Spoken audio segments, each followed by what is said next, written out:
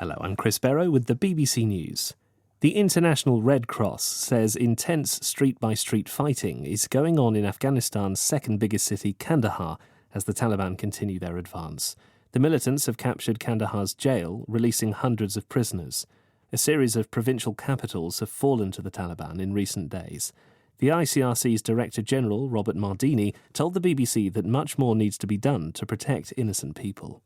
Civilians are paying the highest price, caught between a rock and a hard place. We are repeating our message to the warring sides that they have obligations, that it's not the law of the jungle, that civilians must be protected proactively during the fighting. It's clearly deteriorating exponentially, and we need to step up our humanitarian response in order to cope with the catastrophic humanitarian condition for civilians. The lower house of parliament in Poland has approved a controversial bill on the media that critics say is aimed at silencing a TV channel critical of the government. It would force a US conglomerate, Discovery, to sell its majority stake in TVN. From Warsaw, here's Adam Easton. The bill aims to strengthen a ban on non-European companies from owning Polish broadcasters. The government says the changes are needed to prevent Chinese or Russian companies from taking control of Polish media outlets. If the US media conglomerate Discovery is forced to sell TVN as a result of the changes, Poland's relations with Washington, its main ally, will likely be soured. The bill now goes to the opposition-controlled upper house, the Senate, which cannot block but can delay the bill's approval, leaving room for potential political developments. The technology company Google has defended its new salary calculator, which could result in its US employees taking a pay cut if they choose to work permanently from home.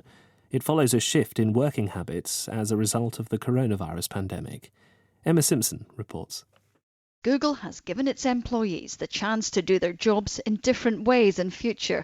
The firm has produced a pay calculator so staff can see the impact on their pay if they decide to opt out of returning to the office. For instance, staff at Google HQ who want to be based further afield, where the cost of living is considerably cheaper than Silicon Valley, will be expected to take a pay cut. Google says staff have always seen a salary adjustment up or down if they decide to change where they work from. Shell has agreed to pay southern Nigerian communities more than $100 million in compensation for crude oil spills in 1970.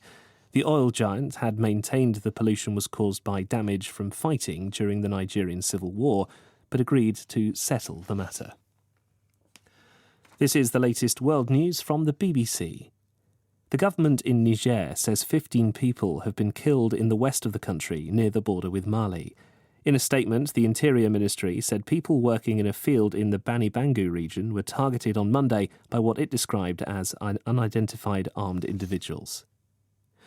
Italy has registered what's likely to be the hottest temperature ever in Europe, 48.8 degrees Celsius. It was recorded in Syracuse on the island of Sicily. Risto Pucco has the details. The record temperature still needs to be formally verified, but it didn't come as a surprise. Italy is in the middle of a massive heat wave, with temperatures high enough to cause health risks, recorded from Bologna in the north to Palermo in the south. And today's record is likely to be short-lived. The peak of the heat wave is forecast for Friday.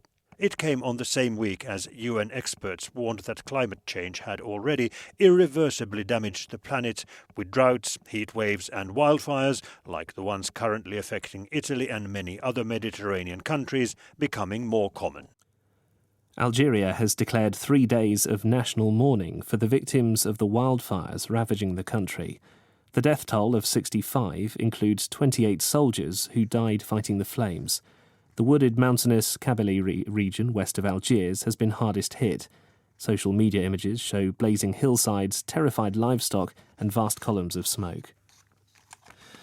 In men's football, the Champions League winners Chelsea have won the UEFA Super Cup, beating the Europa League winners Villarreal 6-5 on penalties after extra time in Belfast.